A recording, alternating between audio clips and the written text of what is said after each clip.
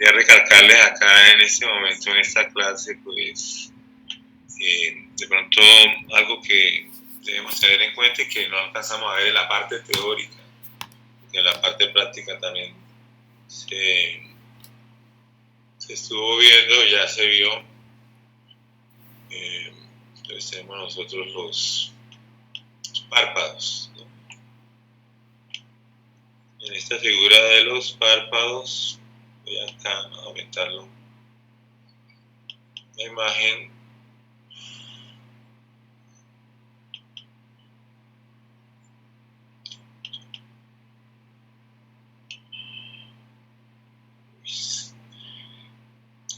El párpado tiene una parte externa que está formada por piel y es piel delgada, ¿sí? Ustedes tocan la parte externa del párpado. Ustedes pueden tocar la piel así por encima, es una piel muy delgada, o sea, no tiene casi dermis, ¿sí? Tiene más que todo epidermis. Bueno, acá ya que no se puede hacer, miremoslo acá pequeño.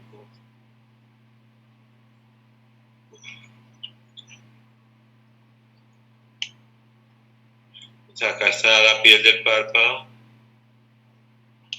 Ustedes pueden ver que ahí no hay pelos, ¿sí? Los pelos están acá en la punta, que son las pestañas. Es una piel delgada. Me llama la atención el músculo orbicular de los párpados. El músculo estriado esquelético cortado en ese corte transversal, o sea, como él está dando la vuelta a los párpados, pues lo vemos nosotros en corte transversal. Está el músculo voluntario. Nosotros hablamos de eso, músculo voluntario. Hacia el lado de acá observamos la parte interna del párpado que está en contacto con el ojo. Esta es la conjuntiva palpebral, que es un epitelio cilíndrico cúbico. Algunos dicen que es cilíndrico estratificado. Es más cúbico hacia esta parte donde el párpado se devuelve sobre el ojo, que es el fondo de saco, hacia este lado.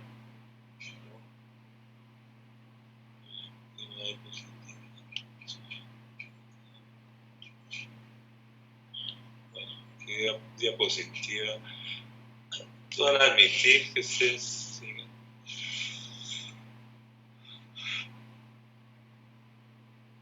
Ustedes sigan observando esa figura del párpado, ¿cierto?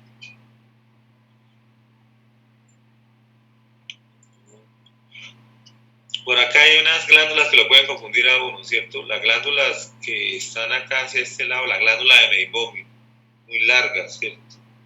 Ella va a producir mucho sebo para las pestañas y mucho sebo como para esta parte interna, porque hay una lubricación entre el ojo que está acá moviéndose sobre la conjuntiva, porque usted sabe que los ojos se mueven hacia arriba, hacia abajo, hacia abajo.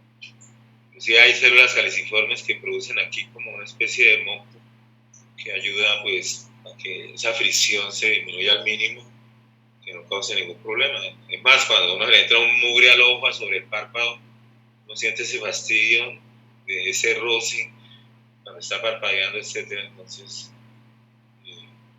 a veces se quita de ahí el cuerpo extraño y como queda herido el epitelio, queda parcelado, uno sigue sintiendo. Usted debe decir a los pacientes, no es que ya, porque tiene ahí la herida, no es el fastidio de...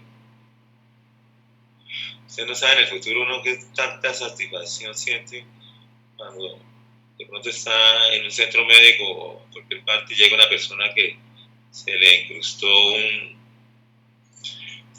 una esquirla de metal en el ojo porque estaba trabajando en mecánica, con medir, siente un gran fastidio, y usted llega y le ayuda a esa persona y, bueno, y le abre acá los párpados y le profundiza la esclera y con una buena aguja hace el procedimiento y logre sacarle eso. Esa persona le va a agradecer mucho que usted le haya colaborado con ese problema. Esa es una de las funciones que tiene uno como médico. Son personas pues que van a los puestos de salud, que ve uno en partes, digamos, de estratos sociales de menos o inferiores, ¿cierto? Las pestañas tienen sus propias glándulas sebáceas, se llaman la glándula de 6. De 6. Yo le decía a la doctora de 6, pues no, pues pueden ser de 7 o de 8 de la mañana. Bueno, hoy nos tocó de 6, para que ustedes recuerden de 6, ¿no? Las glándulas de 6 están ahí en la base, son pequeñitas, ustedes las van a notar. Las glándulas de Moll están por acá adelante y son sudoríparas modificadas. Esta parte de acá abajo son grandes, son grandecitas, estas redondas. Y estas glándulas que están acá,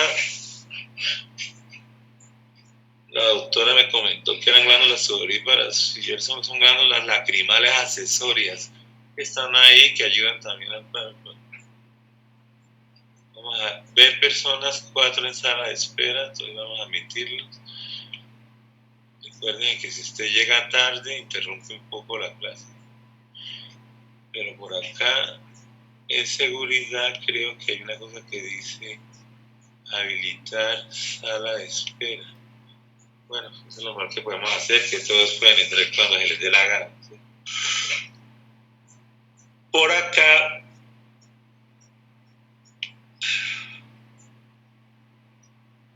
encontramos una parte muy importante que tal vez no se nombra o no la vemos nosotros en la parte práctica. Bueno, acá tengo la foto. Entonces, bueno, este es un esquema que nos ayuda a comprender. Entonces aquí vemos las pestañas de donde salen. Las pestañas no es una sola hilera, pueden ser 2 hileras o 3 pequeñas hileras. Una hilera depende de lo abundante que sea. Pues, si yo quiero ver esta parte posterior, que es la glándula de Meibomius, que es la que le da como sebo y lubricación a la conjuntiva palpebral, esta acá. Porque de acá empieza ya la piel, hacia este lado. Entonces, yo puedo ver una foto de la glándula de Meibomius, que es esta. Es una glándula que me ha llamado la atención porque, aunque no se describe mucho en los libros, bueno, primero que todo, ¿ustedes qué piensan que es estas unidades de qué son? ¿Qué le parecen esas unidades? ¿Te parecen asinos? ¿De qué glándulas? ¿Qué glándulas? Vamos a ver por lo menos de las que se basa. ¿Ya lo dijeron? ¿Cuál? Tubular simple ramificada, profe. No, porque serían sudoríparas. Eso no tiene cara de glándula sudorípara. ¿De qué tiene cara de Sebácea. Sebácea, pero ¿qué le llama la atención? Que hay muchas, ¿cierto? Entonces, supongamos, las glándulas sebáceas se clasifican como acinares simples ramificadas. Yo puedo decir que estos 3 acinos me forman una sebácea, pero que estos ya me forman otra, ¿cierto? Y que estos que están acá, esto sería una sebácea, aquí serían otros. O sea que hay varias sebáceas desembocando hacia dónde. No es un excretor. Sí, pero nosotros decíamos que las sebáceas desembocan hacia los folículos pilosos. Acá hay folículos pilosos. Entonces les voy a dar la imagen de nuevo, ¿sí? La imagen anterior. Estamos viendo la glándula de Meibomius. Aquí hay folículos pilosos. O los folículos pilosos están adelante. Bueno, esta glándula no tiene nada que ver con folículos pilosos. El sebo que van a producir es para esta parte posterior y para mantener la hemostasia de este epitelio que está sometido a un constante rozamiento por el parpadeo, ¿cierto? Párpado para allá, para acá, ¿cierto? El parpadeo. Sobre la conjuntiva y está la película lacrimal también, disminuyendo la presión. Pues es un epitelio que tiene mucho estrés, por eso la glándula de Meibomius estamos viendo adhesiones. Esto nos llevaría a pensar que puede existir una glándula acinar compuesta. Glándulas compuestas es la suma de glándulas simples.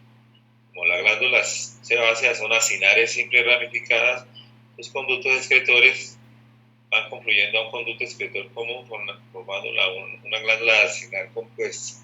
Esto sería un ejemplo único de una glándula axilar compuesta necesaria. Siempre está en la parte posterior del párpado, ¿sí? Ahora, aquí en la parte de las glándulas, de los folículos pilosos, es un pelo común y corriente, pero este pelo grueso se llama pelo terminal. Se distingue porque no tiene músculo piloerector. Es un pelo grueso, constante. Uno cree que las pestañas crecen, pero ellas mismas se van exfoliando en la parte distal y no hay necesidad de cortarlas, ¿cierto? Usted nunca va a la peluquería y me dice, no es que venga que me corte las pestañas, ¿cierto? Las cejas crecen cuando las personas envejecen, entonces empiezan a crecer las cejas, toca afeitarlas o toca cortarlas porque aparecen pelos muy largos, ¿cierto?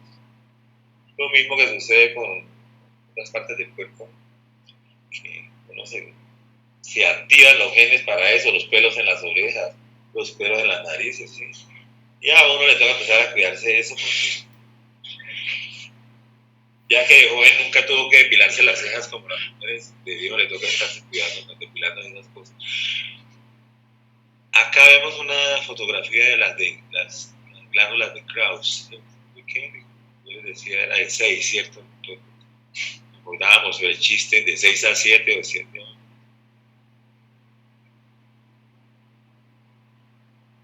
Acá, miren, entonces la pestaña, el folículo piloso de la pestaña, y tiene características de glándulas sebáceas.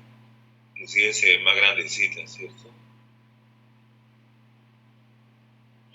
Ustedes ven los párpados cómo se abren y se cierran. Se abren y se cierran tanto los párpados superior como inferior.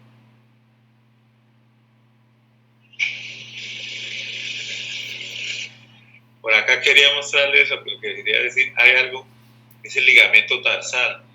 Tratemos de verlo en la clase de histología. El ligamento tarsal está acá en este sitio, de tejido conectivo denso, súper duro, de tal manera que si algún elemento va a penetrar el ojo, las pestañas rápidamente perciben que se causa un reflejo de cerrar los ojos rápido y el elemento entonces tiene que atravesar la piel, el músculo y el ligamento tarsal, haciendo que el párpado sea una lámina muy fuerte, cuya función es proteger el ojo, sobre todo en estos eventos agudos donde el ojo se puede de pronto perforar la córnea en cierta parte o dañar. Entonces, ese reflejo viene dado por la sensibilidad del ojo, viene dado por el quinto par, el trigémino, que hace contacto con el séptimo par para que el séptimo par cierre el párpado inmediatamente. Ustedes saben que el nervio facial es el que controla toda la musculatura facial, toda la expresión facial. Ya habiendo visto esta parte, hay una parte en los párpados que también tiene glándulas accesorias. Entonces tenemos la glándula lacrimal accesoria de Warfarin, ¿cierto? O sea, está hacia este lado. Mientras que la que veíamos acá, en esta parte, las de Krauss, están hacia el lado de acá. Esas accesorias de pronto pues debemos saber de la existencia de ellas y pues a veces son reservorios para activarse hacia la época de la ancianidad, que la producción de glándulas es constante durante toda la vida. Cuando se tapan estas glándulas de meibomio se producen estos que algunos llaman orzuelos. Nosotros hablábamos de la energía electromagnética en la visión que producía el sol, de todo el espectro electromagnético de la vista.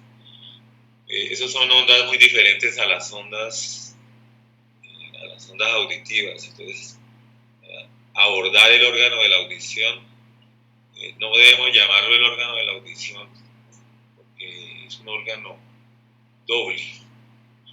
Se llama el órgano vestíbulo coclear. Si yo digo la audición, estoy supeditando a que solamente voy a hablar de los sonidos, de la audición, pero dejo afuera el equilibrio.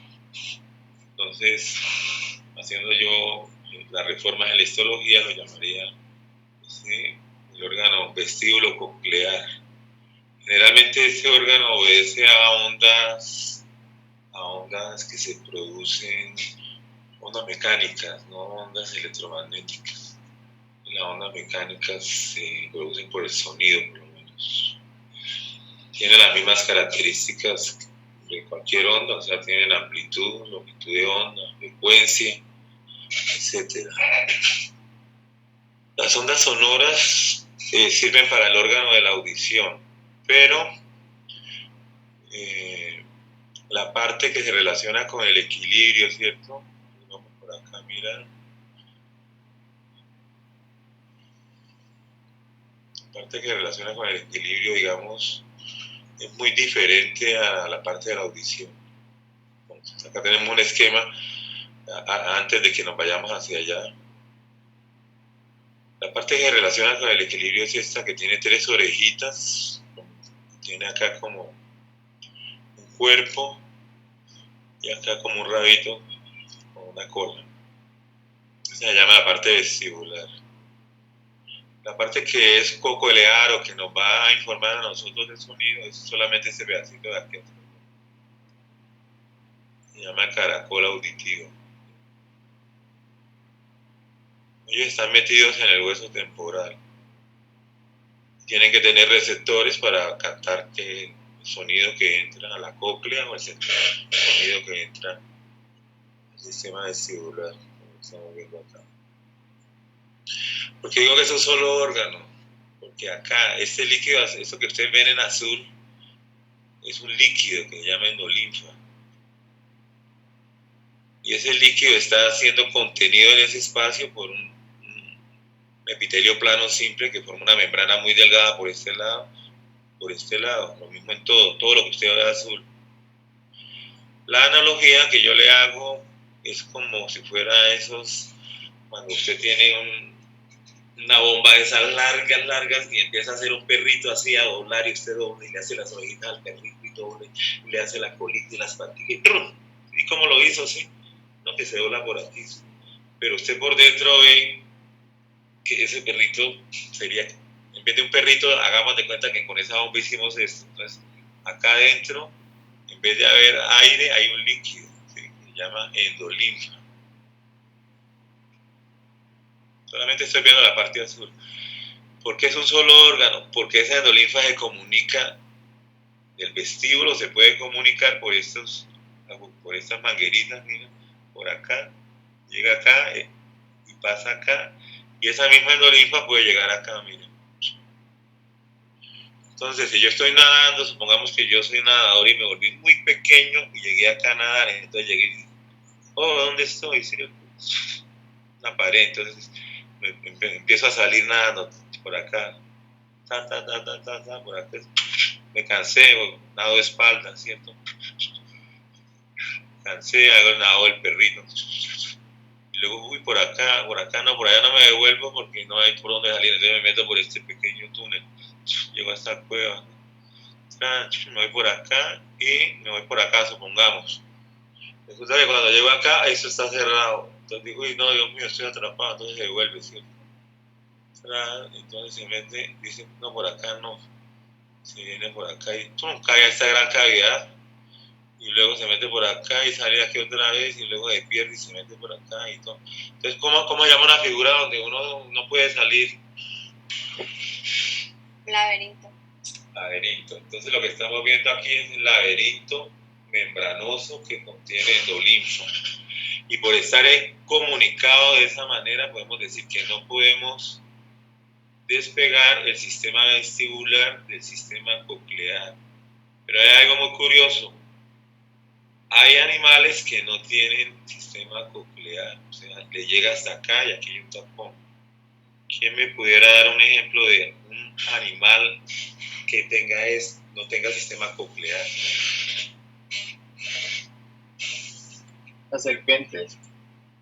Las serpientes. ¿Y han desarrollado algún otro sentido para suplir este sistema coclear? Ellos reciben las luces infrarrojas. Muy bien, entonces. Sí, el infrarrojo. ¿El infrarrojo es del acústico o del electromagnético? Electromagnético también, ¿no? ¿Cómo? Electromagnético, ¿no? ¿Sí?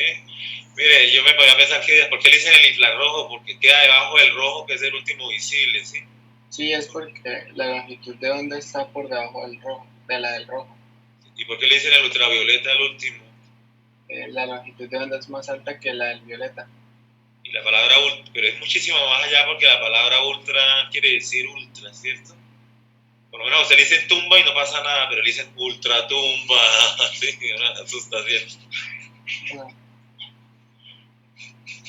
Entonces lo que yo quiero que comprendan ustedes es que esta unión hace que estos órganos vienen como de un solo sistema evolutivo. Ahora ustedes preguntarán por qué las serpientes no necesitan el sistema coclear, porque no lo necesitan. Ellas, debido al sistema de las fositas termorreguladoras y poder leer el infrarrojo, ellas ven por lo menos un caminito como azuloso y por ahí pasa un ratón. Entonces no necesitan verlo, sino seguir el camino y llegar hasta la cueva. Entonces es una ventaja, ¿cierto? Hay otros animales que tienen otros receptores que prácticamente no tenemos nosotros. Entonces, ¿cuáles me dirían? A ver, que son muy importantes. Les voy a dar una pista. Miren al mar.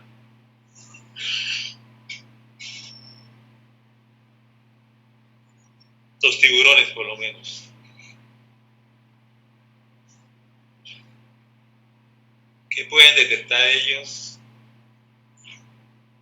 De pronto un pez grande se mete debajo de la arena, entonces el tiburón llega y va pasando y lo detecta y revuelca la arena. Entonces, ¿qué le detectó? La corriente eléctrica de despolarización del corazón. Se la van a ver más adelante. Entonces está despolarizando. Entonces tienen receptores para eso, ¿cierto? Para detectar corrientes eléctricas. Y lo sacan de ahí. Eso es como decir de otras y así pueden existir muchísimos otros sistemas sensoriales, pero ¿cuáles nos interesan a nosotros? Los que nos permitan comunicarnos con el medio ambiente, y en este caso es el oído. Entonces nosotros podemos ir hacia allá, estamos mirando de las ondas. Aquí tenemos órganos acústico, Universidad Industrial de Santander, clase teórica, profe César 2020, 1-12-20, esto para que quede para el recuerdo, ¿cierto? Con fecha y todo, estamos viviendo este momento. ¿Cierto? Lo primero que vemos nosotros en el órgano de la audición es esto, las antenas parabólicas, le decía el profesor, ¿cierto?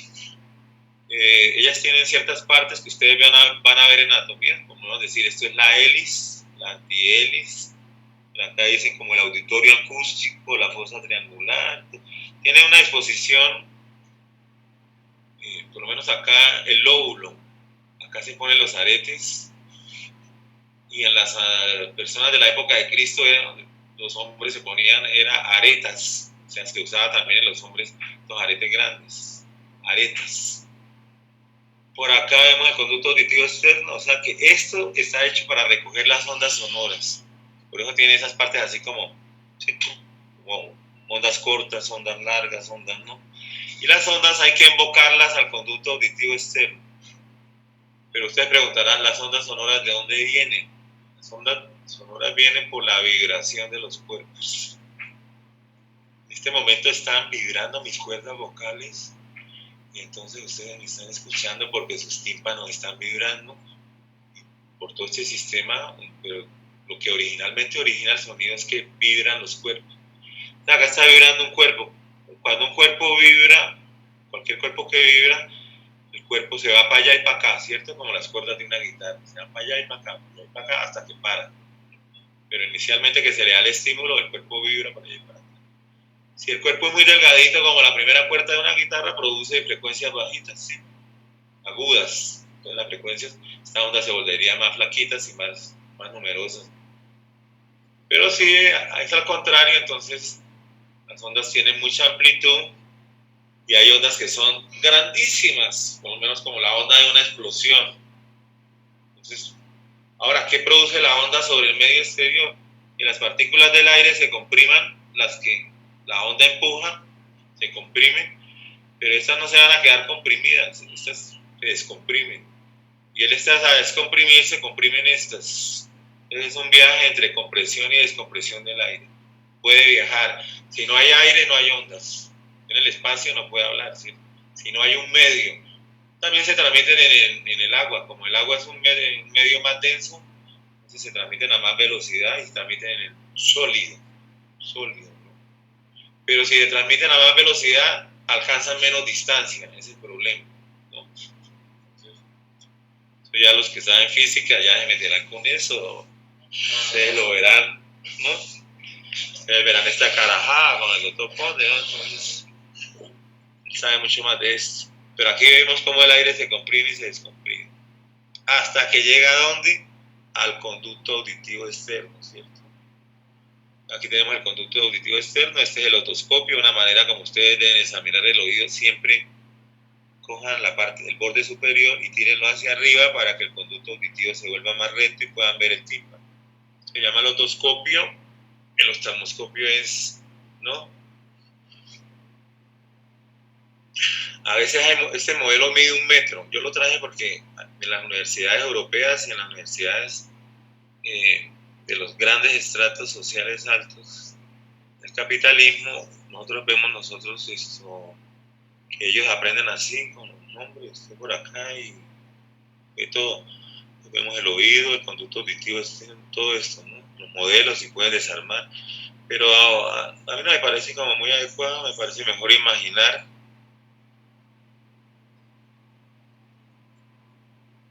Vayámonos a decir que esa onda llegó y de alguna manera se embocó y se fue por acá a buscar el sistema nervioso central por el meato auditivo externo. El meato. A ver, Esteban, ¿qué es para usted qué es un meato?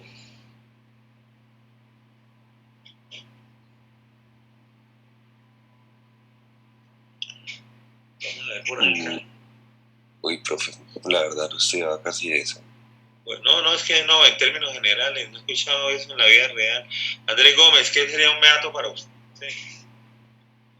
Pues un huequito no, igual no.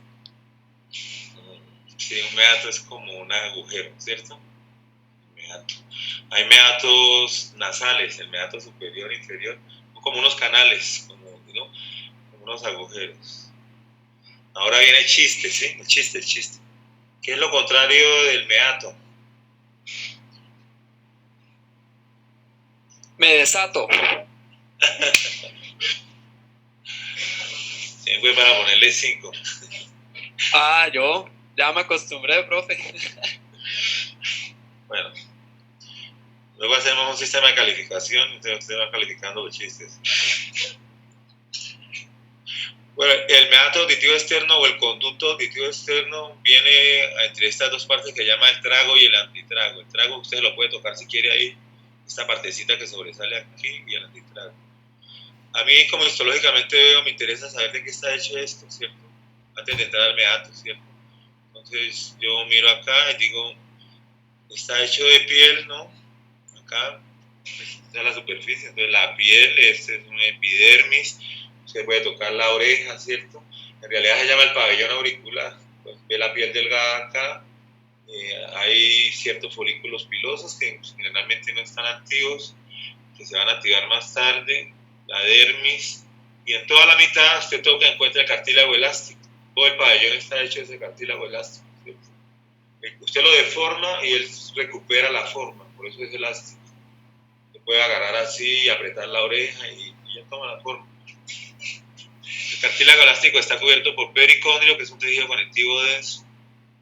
Todas estas células las llaman condrocitos. Por acá otra vez pericondrio. Y luego pues viene la otra parte de la piel. Vamos de lado a lado en la oreja. Terminamos en la epidermis de la otra parte.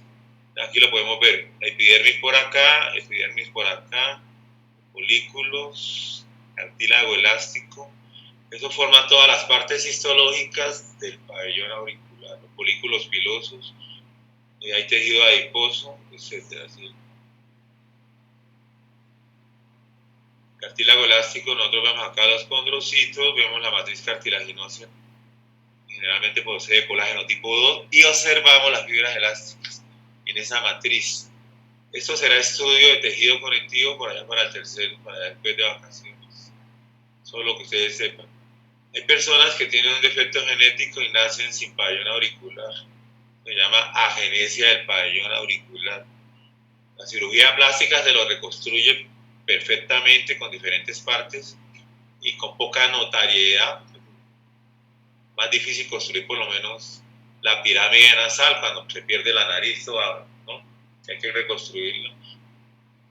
Pero te va a decir el cirujano plástico, hay que hacerlo a los 15 años porque si lo hacemos ahora, ese pabellón auricular no crece. Entonces va a quedar una oreja chiquita y otra grande. Entonces hay que esperar cuando esté más grandecito, que las dos orejas ya no crezcan casi. Juan Camilo, ¿qué me dejas a decir? Profe, ¿ese pabellón auricular, el no tenerlo, afecta notablemente la audición? Pues eso hay varias cosas. Por lo menos ustedes deben mirar si está abierto el conducto auditivo externo, ¿cierto? Lo va a catalogar según... Hay síndromes que pueden causar eso.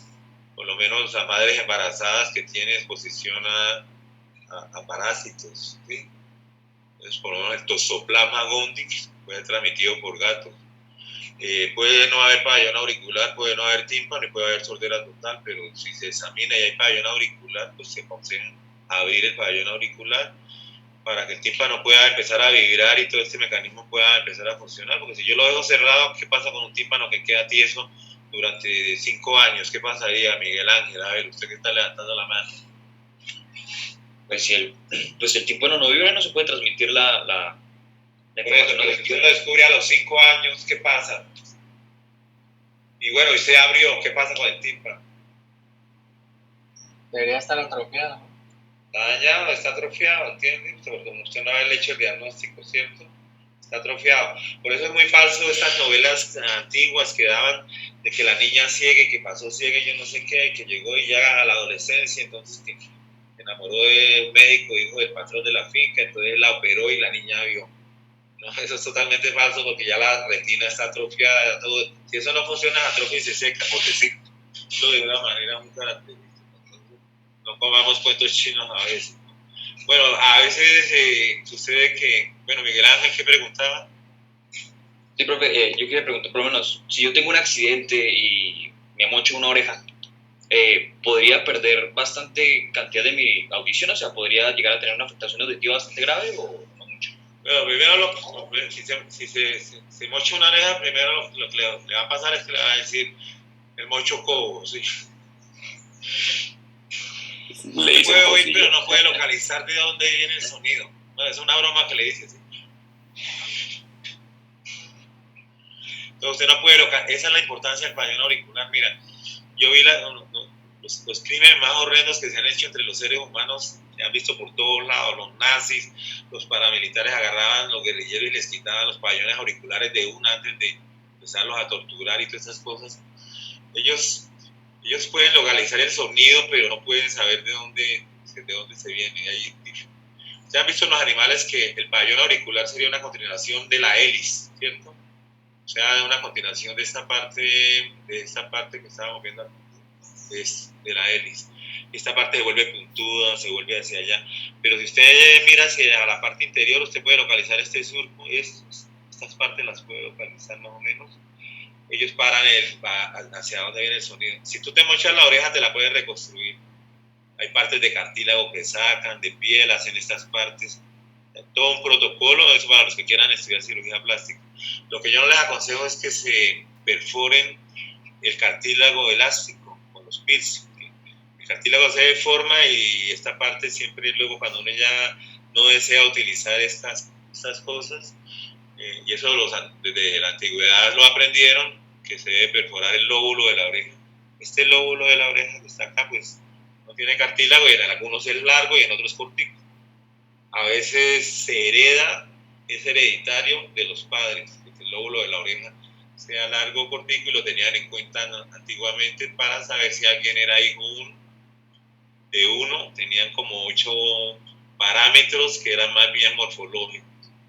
No era la prueba de DNA que se hace ahora, lo hacían de esa manera. Entonces, continuamos acá. Vamos a entrarnos entonces a decir que esta genesia pues se puede curar, ¿no?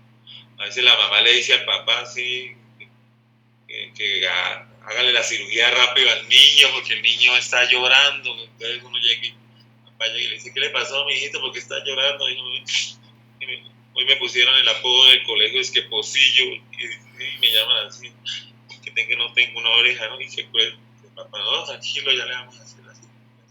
Cuando estos niños nacen, los papás, cuando nació el niño, lo ven, esto no lo habían detectado en la ecografía, entonces, al niño le falta el pabellón auricular izquierdo. ¿Y qué hacemos? Ahorita vienen las visitas y toda esa gente que es más crítico, no sé si, gente que, pero no, claro, y para uno sabe, el médico le dice, no, eso en el futuro va a estar, pero siempre es un inconveniente, porque siempre uno espera a su primer hijo, o cualquier cosa así que salga. Entonces, uno les dice, señores, pues, hagamos una cosa, al menos para pasar el primer día de pena, cojan al niño y lo acuestan sobre la orejita que no tiene, y el niño está quieto, y ahí le toman la foto y todo eso, y ya luego se van. Entonces esto podría ser un motivo de, ¿no? Ahora, si ustedes observan acá, el meato auditivo externo, por eso yo les digo que ustedes tienen que tirar el pabellón hacia arriba para que esto suba y ustedes puedan mirar acá, el tímpano, este canal se vuelva más vertical. Entonces, el conducto auditivo externo tiene una parte cartilaginosa, que la observamos acá, ¿sí? Cartilaginosa, y tiene una parte ósea. Cuando ustedes ven el cráneo, ven es un huequito, o sea, verían de aquí hacia adentro. Entonces, hablamos de las 3/5 partes cartilaginosas y las 2/5 partes óseas. La piel que cubre el pabellón auricular cubre igualmente el conducto auditivo externo. Y esa epidermis lleva algo de dermis. Esa epidermis llega acá y se repliega sobre el tímpano, formando la primera capa del tímpano. O sea que la primera capa del tímpano es un epitelio estratificado plano, no queratinizado porque pierde la queratina esa piel. O sea, tiene esa particularidad. Y se repliega, sale el meato auditivo, que tiene aproximadamente 3.5 centímetros de largo. Si ustedes observan acá, en este lado, empieza la parte ósea y aquí empieza la parte cartilaginosa hacia afuera. En la parte cartilaginosa, el meato auditivo externo presenta debajo de la piel glándulas. Entonces vamos a mirarlas, ¿cierto? Acá les dejo, ¿cierto? Dice de 2 a 5 centímetros, piel delgada adherida al pericondrio, porque la parte cartilaginosa tiene pericondrio, y la parte ósea tiene periósteo. Entonces, piel delgada adherida no tanto a una dermis, sino a un pericondrio. El tercio externo es cartilaginoso y los 2 tercios internos al canal interior del hueso temporal. Acá no lo ven como quintos, pero dejémoslo como está acá, ¿cierto? ¿Cómo sería esto lógicamente? ¿Cierto? Entonces, va a presentar glándulas sebáceas, glándulas sudoríparas y glándulas ceruminosas. Glándulas cerosas, las glándulas sudoríparas, son glándulas ceruminosas modificadas. Tiene folículos pilosos y hay pelos. Los pelos evitan que entren los insectos. El epitelio, como dijimos, es la epidermis, estratificado plano, queratinizado en la parte cartilaginosa y no queratinizado en la parte ósea. El cerumen se produce de la mezcla de esas glándulas ceruminosas con las glándulas sebáceas. Es una mezcla de esas. Es que quede claro que no solamente son las glándulas ceruminosas. Y esa mezcla de cerumen viene y se impregna a la superficie del meato auditivo. Cualidad física que le da a esa sustancia. Le da impedancia. La impedancia. Quisiera preguntarle a alguien de ustedes qué es la impedancia en física.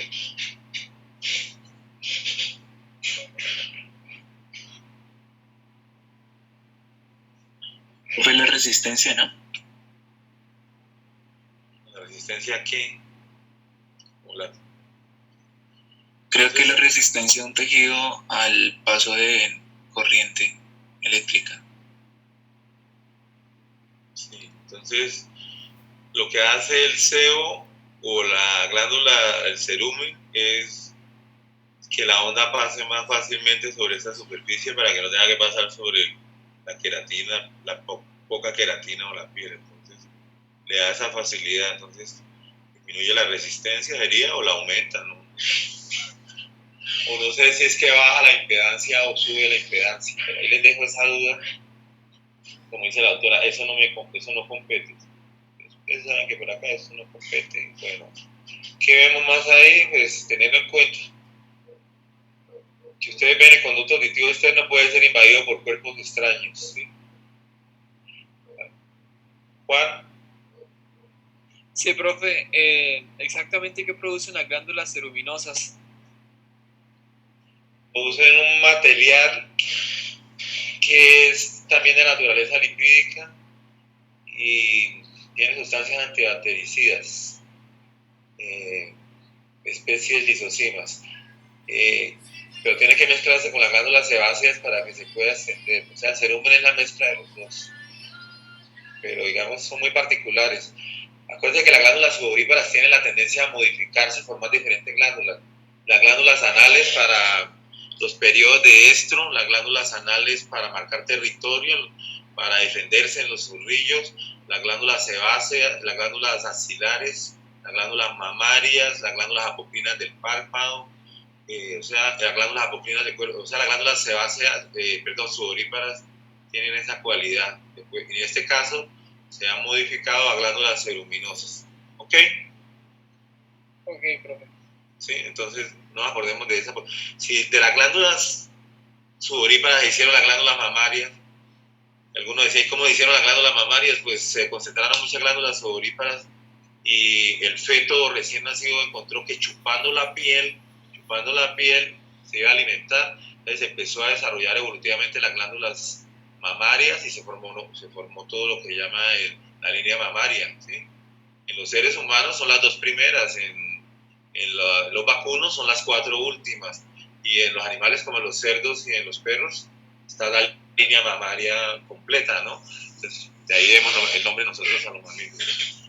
A veces si entran cuerpos extraños acá, pues eso es una de las cosas que ustedes van a ver en su práctica médica, por urgencias, que llegó alguien que se le entró un insecto, que llegó alguien que siente allá, y entonces hay unas pinzas muy largas para poder hacer esto, o sencillamente se hace un lavado de oído donde se introduce agua por la parte baja para que el agua venga por acá y salga por la parte de encima. Toca hacerlo con una jeringa y eso durante bastante tiempo. Miremos ahora el tímpano. El tímpano es un resonador, ¿sí? ¿Qué quiere decir? Que si el cuerpo está vibrando a 440 vibraciones por segundo, la onda entra a 440 vibraciones por segundo y pasa por encima del tímpano así. La onda se perdió, ¿sí?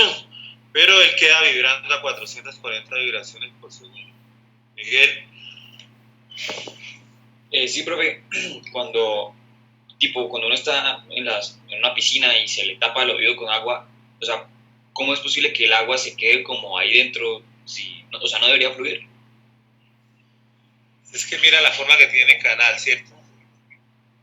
O sea, aquí tenemos la presión atmosférica, porque ese canal está comunicado con el medio externo.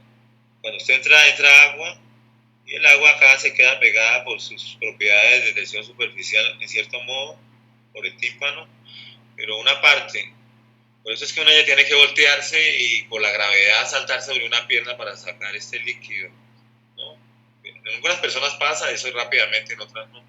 A otras, si el agua está muy fría, pues las terminales sensitivas del tímpano se resienten y duelen los oídos. Si bajas a 4 metros de profundidad, pues se aumentan las presiones sobre el tímpano, ¿cierto? Sobre esto. Entonces acá hay otra presión que se iguala con la presión de la cavidad oral. Se aconseja abrir la boca y cuando hay explosiones también abrir la boca, pero eso lo vamos a ver cuando veamos oído medio. Estamos viendo el tímpano. Entonces el tímpano está así ligeramente inclinado, es como, hagan de cuenta que es un tambor, que esto es un tambor acá todo esto, y esta es la caja donde uno le pega arriba al tamborcito o a la caja vallenata, así que entonces vibra, pero el que lo hace vibrar acá es un sonido a la distancia que está vibrando, o sea, por lo menos cuando pasa alguien diciendo aguacates, aguacates, yo me da pena con ustedes porque sí, corro a cerrar la ventana, ¿no? Porque por acá por la Aurora se vende mucho aguacate y todas esas cosas. Entonces, ¿cómo me llega eso? Pues entra las sílabas de aguacate por acá por la onda y pasan por el tímpano, y el tímpano hace cientos de miles de vibraciones de acuerdo a las ondas. Como el tímpano es tan delgadito, pues vamos a ver las partes que tiene por ahora antes de hablar un poquito de él. Por acá dijimos que tiene un epitelio plano simple, que es la misma piel que se repliega, pero que no tiene queratina.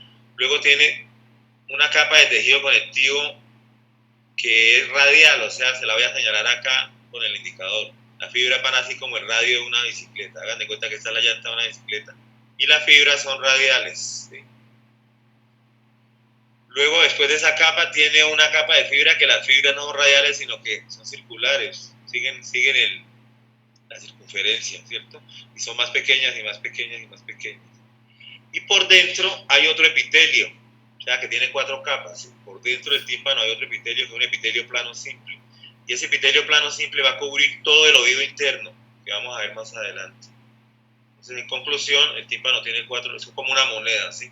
Por el borde de acá está el epitelio estratificado plano, luego una capa de fibras radiales, luego una capa de fibras colágenas circulares y luego un epitelio plano simple, lo cual lo hace una membrana extremadamente delgada, pero debido a las fibras de colágeno en esa disposición radial y en esa disposición circular lo hace muy fuerte.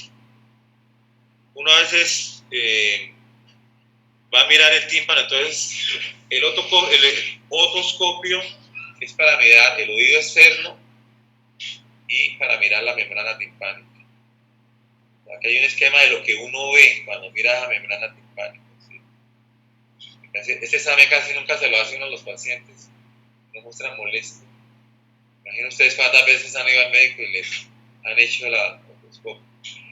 Una otoscopia normal debe verse así, se debe ver este cono luminoso, que nos quiere decir que el tímpano está en buen estado, que allá adentro, que queda el oído interno. Yo quiero ir al oído interno, tengo que romper el tímpano y allá adentro. Que no está pasando pus, si ahí está pasando pus es una otitis media, está adentro. Pero si vemos que por acá está congestionado, que esto está bastante rojo, etc., decimos que es una otitis externa y se dan los medicamentos necesarios para, pero no es grave, etc. También vemos que en el centro del tímpano dice umbo. A ver qué es umbo. Entonces el umbo, el martillo, se pega al tímpano y ese sitio se llama el ombligo del tímpano, pero él está por dentro. Como el tímpano es como transparente, lo que estoy viendo yo es la imagen por dentro de ese martillo que empieza acá. Miren, entonces aquí lo estoy viendo por el otro lado. El ombligo del tímpano. Yo creo que umbo es ombligo, ¿sí? Yes. No es una palabra muy conocida. Entonces el ombligo del tímpano acá, esta es la cabeza del tímpano, la cadena de huesecillos. Se une con otro y todo.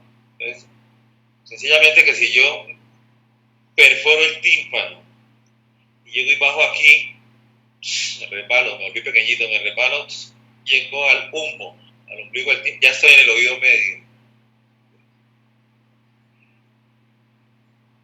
Esta parte de por qué se ve brillante esta parte sería la pregunta, porque esta parte no tiene fibras radiales ni tiene fibras circulares, solo tiene los 2 epitelios. ¿Y por qué se diseñó eso así? Uno se debe preguntar. Yo me pongo a preguntarles a ustedes y ustedes dirán ¿por qué no hay fibras en ese pedazo, en ese cuarto del tímpano, en este pedacito? Claro, veo brillante. Y no, el tímpano sería igual.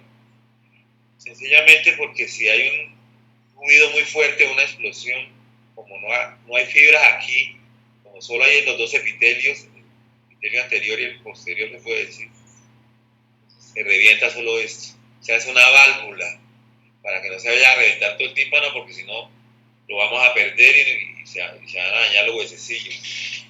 Si el ruido es una explosión muy fuerte, una onda muy larga, pues cuando se descomprime y se descomprime, cuando se comprime y se descomprime el aire, cuando entra a ese conducto auditivo, imagine usted por lo menos una onda potente entrando por acá, ella quiere expandirse, pero es que las ondas lo matan a uno sin la explosión siquiera tocarlo, ¿sí? Si usted se deja mover de la onda lo revienta por dentro, lo que es el esófago, los conductos auditivos, todo donde haya espacios, donde haya aire. A ver, Miguel. Sí, profe, si el tímpano se revienta por alguna clase de sonido demasiado fuerte, como el de una explosión, ¿el tímpano todavía es capaz de vibrar parcialmente o uno pierde completamente la audición? Vea, si viene una explosión muy fuerte, llega y te destruye el tímpano. ¿Qué dijimos que hay aquí en el oído medio? Hay aire. Entonces la onda cuando entra, quiere, como está tan comprimida o descomprimida, quiere descomprimirse igualmente y revienta todo, ¿entiendes? Una onda grande. Entonces que las ondas explosivas comprimen demasiado aire y descomprimen demasiado aire. No es una onda fuera de frecuencia. Muchas veces la gente sale corriendo y dicen que la onda los levantó, ¿cierto? Como que sintieron un vacío y los levantó en el aire. La onda tiene mucha potencia. ¿Qué me dicen dos participantes que levantaron la mano? Sí, profe, ¿por qué exactamente esa parte que es luminosa es la que se revienta o sea, como que se sacrifica para que el resto del tímpano permanezca? Porque ella no tiene las dos capas de tejido conectivo, no tiene las fibras radiales ni circulares. Entonces, por el punto de mínima presión se revienta, ¿ok? Si fuera todo igual, entonces no se reventaría por ningún lado, ¿cierto? Pero como una olla a presión, tiene una válvula, es mejor que se explote, que se reviente por ahí, como dice usted, se sacrifique ese pedacito. Entonces, ¿qué pasa? El epitelio anterior y el epitelio posterior se regeneran y al cabo de 7, 8 días usted está escuchando bien. ¿Qué le aconsejaría a usted cuando el tímpano está así, que se tape el oído? Para que no vaya a entrar líquidos y que no vayan a entrar bacterias aquí al oído medio, ¿bien? Para formar una otitis, que se tape los oídos cuando se baña o que lo mantenga tapado, así como cuando uno tiene una lesión en la córnea, el ojo se cubre para que no haya parpadeo y de esa manera el epitelio pueda migrar y sanar más fácilmente. Siempre para que las cosas puedan sanar tiene que quedarse quietas. Eso lo van a ver ustedes en patología. Entonces entremos al oído medio, ¿sí? Vamos a hacer esto, un descanso de 5 minutos, ¿sí? Voy a parar la grabación. Vamos a hacer un descanso de 10 minutos, ¿sí? Para que ustedes puedan hacer sus cositas, mirar. Entonces nos vemos a las 7:05.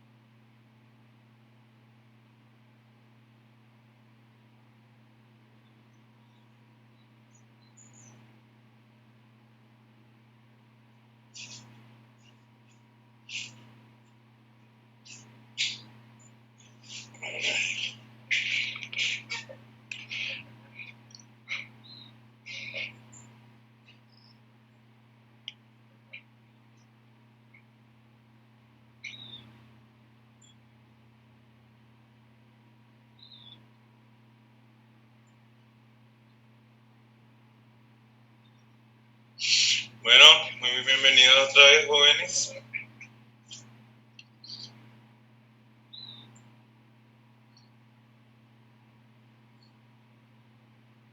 Hola otra vez, profe. ¿Está grabando? Todavía no. Profe. Todavía no, profe. Bueno.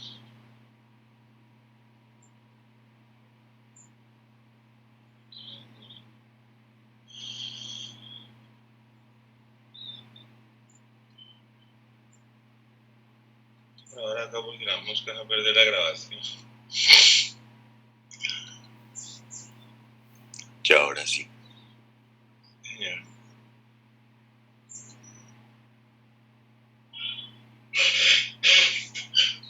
entonces estábamos hablando del oído medio. Aquí vemos la membrana timpánica, como tiene esa forma como de paragüitas, ¿sí? Así, paragüitas chino. Por este lado estaría el epitelio plano simple, por acá por el lado el conducto auditivo externo, que es este, estaría la piel replegándose, y las capas circular y reticular y radial estarían ahí en el cono luminoso. El oído medio es una cavidad que se llama la caja del tímpano. La estamos observando, tiene músculos, tiene huesos y tiene algunos ligamentos. Esta cavidad es una cavidad neumática, ¿no? Llena de aire. ¿Qué podemos observar en ella? Como un cubo, 4 partes. A la parte externa, en la membrana timpánica. A la parte interna, el oído interno. No se ve acá. Comunica exactamente en este punto que se llama, ese huesecito que se llama el yunque. Hay un huequito ahí que se llama la ventana oval, y de ahí entrando a la ventana oval entramos al oído interno, pero eso lo veremos después. Vemos músculo estriado esquelético, un músculo que va sobre este huesecillo, etcétera. Pero para ser ordenado su estudio, pues digamos, vamos a mirar la parte superior, esa cavidad timpánica, o también llamado oído medio. Resulta que usted, el ejemplo que yo siempre, si usted volviera pequeñito, usted logra meterse por ahí por unas cuevas que hay adentro, encontraría unas cuevas más grandes, usted encontraría las celdas mastoideas, todo esto. Nosotros vemos que ese es el hueso temporal, la porción petrosa del temporal, tienen que conocerla, es bastante ancha. Vamos a decir que ahí en la porción petrosa se mete el órgano vestíbulo coclear. Es una parte ancha, desde el agujero externo hasta el agujero interno es una parte ancha. Esa parte comunica con el oído medio, las celdas mastoideas. ¿Qué función podría tener por lo menos un sistema de aire o de cavidades en el hueso? ¿Para qué le sería útil al organismo? ¿Resonancia? Bueno, son 3 cosas. Resonancia, exactamente. Ustedes han visto que los grandes cantantes como Pavarotti y todo eso tienen una cabeza grande, una frente, ¿sí? La resonancia, mucha potencia, ¿no? A veces para cantar no solamente las cuerdas vocales, uno tiene que tener ¿sí? también la cabeza y los senos paranasales, toda esa cosa. Otra cosa, y le voy a hablar pista, lo usan las aves. ¿Para qué estos huesos los volvemos así?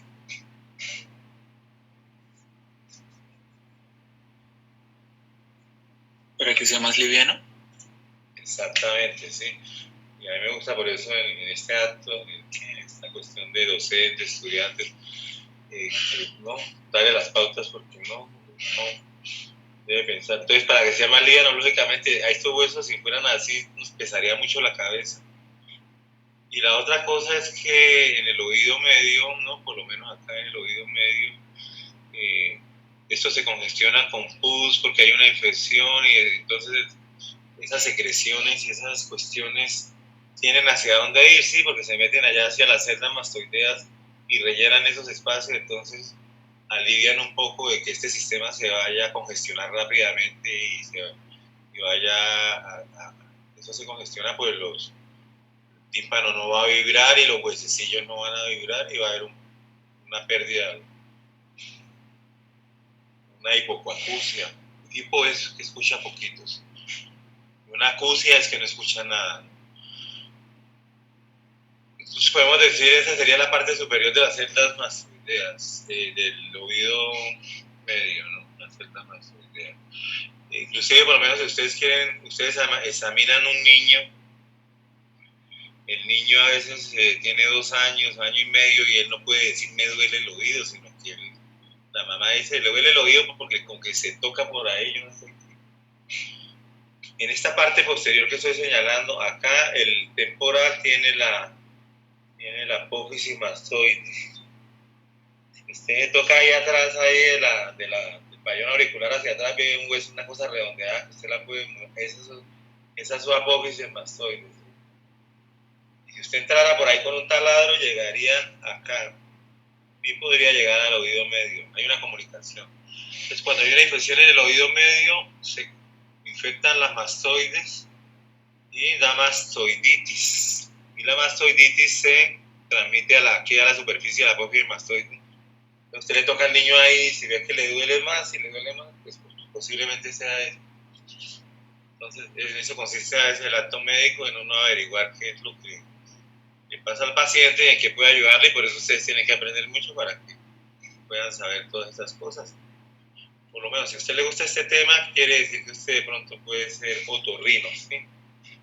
Si le gustó el tema de ojo, puede que usted ya diga que quiere ser oftalmólogo, algunos, ¿no? ¿Qué otra cosa vemos nosotros en el oído medio? Vemos que el oído medio se comunica con la nasofaringe, por medio de la trompa de Eustaquio, que se le da el nombre de la tuba auditiva. Ustedes ven acá la trompa de un niño y la trompa de un adulto. Entonces, aquí en esta descripción con letras, se dice que el niño se infecta más fácilmente que el adulto, y se dice por, ¿no? Ciertas cosas que se hablan ahí. A eso se debe que los niños tengan más infecciones respiratorias, que tengan más. Porque si yo tengo una infección en la nasofaringe por medio de la tuba auditiva, me va a producir la infección, se va a extender al oído medio. El oído medio se puede extender al mastoides, y el mastoides puede llegar a las meninges. Su nombre lo dice, ¿sí? Como lo dice, usted tiene una otitis, una mastoiditis, una meningitis y una muertitis. Porque si no la cura a tiempo, al paciente le va a fallecer. Esta diapositiva ahí les dejo para que ustedes lean y miren esta parte, porque si uno mira la luz de la trompa tiene un epitelio cilíndrico pseudoestratificado ciliado porque por ella pasa aire. Entonces, es igual a un epitelio respiratorio. Lo mismo cuando la trompa desemboca a esta parte, el epitelio plano del oído medio también puede cambiarse por epitelio respiratorio. Siempre por donde pase aire hay epitelio respiratorio. Tiene células caliciformes, cilíndricas, basales, todo eso. Si miramos más hacia allá, la pared de la trompa tiene cartílago elástico. Acá está colapsada la trompa siempre. Está colapsada, aquí está el cartílago elástico que le da el soporte. Tiene epitelio respiratorio y tiene las glándulas que ya hemos visto, las glándulas están mixtas, común y corriente, que están en el sistema respiratorio. De este lado y hacia este lado. ¿Cuándo se abre la trompa de Eustaquio? ¿O cuándo se abre la tuba auditiva? Cuando uno bosteza. O cuando uno bosteza generalmente. ¿Y para qué se abre? Para igualar las presiones. La presión acá del oído sobre el tímpano debe ser igual a la presión de la trompa. Porque si el tímpano se somete a una presión hacia acá, él no vibra. Si él no está completamente equilibrado ahí, la presión atmosférica de acá igual a la presión atmosférica de acá, que se la da la nasofaringe, que está comunicada con el mundo exterior también. Cuando uno bosteza o cuando uno degluye, generalmente cuando come alimentos, la trompa se abre y pasa aire. Cuando están equilibradas las presiones, pues ya pues no necesitamos, se cierra el sistema. A veces cuando estamos desubicados debajo del agua, en alguna circunstancia que vamos en avión o cualquier cosa, las presiones pueden cambiar y uno se siente como desubicado, como sí, mareado, cuestiones así.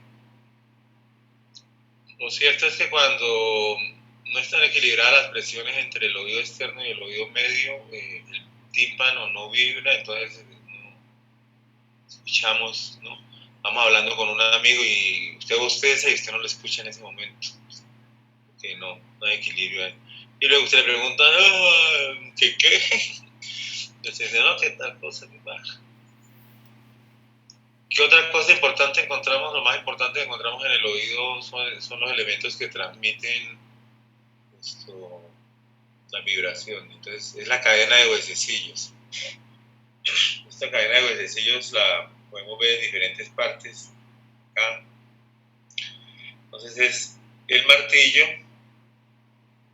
que es el que llega al tímpano, en la parte llamado el ombligo del tímpano. Se articula con este que está acá, que es el yunque, y sigue con este que tiene forma de un estribo, que es eso donde usted pone los pies cuando monta a caballo, esta partecita así, igualita, ¿cierto? El estribo. También lo llaman el estapedio. Tenemos nosotros como el oído medio, que tiene las celdas mastoideas, que tienen por acá el equilibrio con la tuba auditiva, que es una cavidad neumática, estos huesecillos. Entonces, cuando el tímpano vibra, ellos también vibran, y finalmente el estribo vibra hacia allá también, se mantienen vibrando constantemente. Ahora, ¿sobre qué vibra el estribo? El estribo vibra sobre un líquido que da ahí adentro y que está envolviendo todo esto, que se llama la perilimpa, pero eso ya entraremos a verlo cuando veamos el oído interno. Hay un mecanismo de protección que se utiliza para ruidos que son estridentes, fuertes, y que de pronto el sistema nervioso los capta rápidamente y dice: esos ruidos son nocivos para los huesecillos o para el oído medio, que son medios de transmisión, no del sonido. Ahora estamos hablando de la transmisión del sonido. Entonces, ese medio, estos huesecillos tienen que hacer una tarea muy difícil, o muy difícil no, sino que ustedes miran este diámetro del tímpano, miran el diámetro acá de la ventana redonda, es menor el diámetro de la ventana redonda. Y como hay una vibración, entonces, eso es mayor, entonces se produce amplificación del sonido. Son para amplificar el sonido. Y para cuando este